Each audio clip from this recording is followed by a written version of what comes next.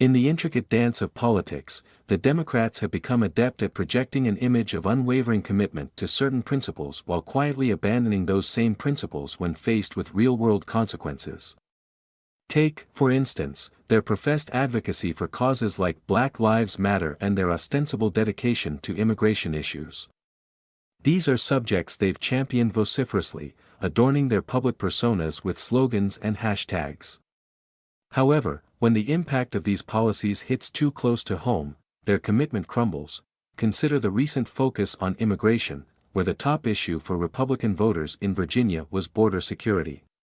Jen Psaki's perplexity at this sentiment reveals a glaring blind spot within the Democratic Party, an inability to comprehend why ordinary Americans in places like Virginia might care about immigration policies affecting Texas. The disconnect stems from the Democrats' comfort within their metropolitan bubbles, insulated from the daily realities faced by the majority of the country. Their politics become an intellectual exercise, a game played within the elite circles of Washington and Manhattan, rather than a genuine effort to address the concerns of the broader populace. This detachment becomes even more apparent when sanctuary cities, once celebrated as beacons of resistance against Trump-era immigration policies, find themselves dealing with the consequences of the current administration's mismanagement.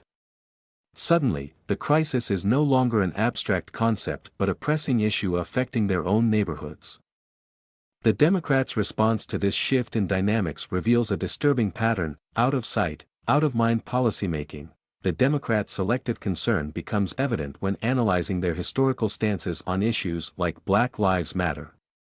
While they've been vocal advocates for racial justice, discussions about the rampant violence in places like Southside Chicago often result in uncomfortable silence. The Democrats' fervor for the cause seems to wane when faced with the harsh realities of their own policies on crime and policing. This pattern of behavior echoes through various crises, exposing a party more concerned with political power and maneuvering than with addressing the tangible challenges confronting Americans.